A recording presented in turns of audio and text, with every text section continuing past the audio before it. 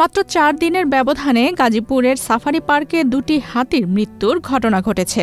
এর মধ্যে অন্য একটি হাতির আঘাতে গুরুতর আহত ১০ বছর বয়সী রাজু বাহাদুর দীর্ঘদিন চিকিৎসাধীন অবস্থায় মারা গেছে। অপর হাতিটির মৃত্যু হয়েছে ব্যাকটেরিয়াজনিত সংক্রমণে।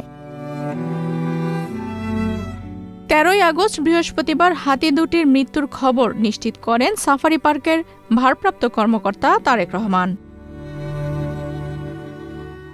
পার্ক কর্তৃপক্ষ জানায়, গত ২৩ মে হাতিশালায় শিকলে বাঁধা থাকা অবস্থায় রাজু বাহাদুরের ওপর জয়িতা নামের ৪ বছর বয়সী একটি হাতি হামলা চালায়। এতে রাজু বাহাদুরের একটি পা ভেঙে যায়। আহত হাতিটির চিকিৎসায় দেশি বিদেশি বিশেষজ্ঞদের সমন্বয়ে একাধিক মেডিকেল বোর্ড গঠন করা হয়। এমনকি উন্নত চিকিৎসার জন্য গত ৪ জুন থাইল্যান্ড থেকে বিশেষজ্ঞ বন্যপ্রাণী চিকিৎসকদের একটি দল পার্কে আসে এবং শ্রীলঙ্কার চিকিৎসকদের থেকেও পরামর্শ নেওয়া হয়। তবে দীর্ঘ লড়াই শেষে গত ৭ আগস্ট সকালে হাতিশালাতেই রাজু বাহাদুর মারা যায়।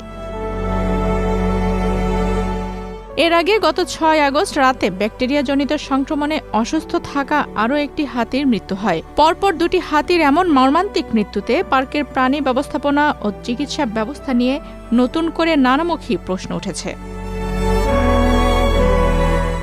ভারপ্রাপ্ত কর্মকর্তা তারেক রহমান জানান, দুটি হাতির মৃত্যুর সঠিক কারণ নিশ্চিত করতে তাদের দেহ থেকে নমুনা সংগ্রহ করে ল্যাবে পাঠানো হয়েছে। প্রয়োজনীয় প্রক্রিয়া শেষে কর্তৃপক্ষের অনুমতি নিয়ে মরদেহ দুটি পার্কের ভেতরেই মাটি চাপা দেয়া হয়েছে। বর্তমানে পার্কে মোট ৮টি হাতি রয়েছে বলে জানিয়েছে কর্তৃপক্ষ। ঘন ধান পুষ্প ভরা আমাদেরই বসুন্ধরা। স্যার, আমাদের খেলার মাঠের দেয়াল ভাঙতে এসেছে।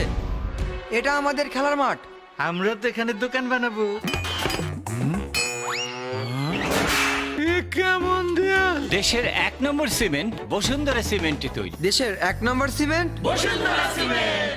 বসুন্ধরা সিমেন্ট, প্রজন্মের বন্ধন।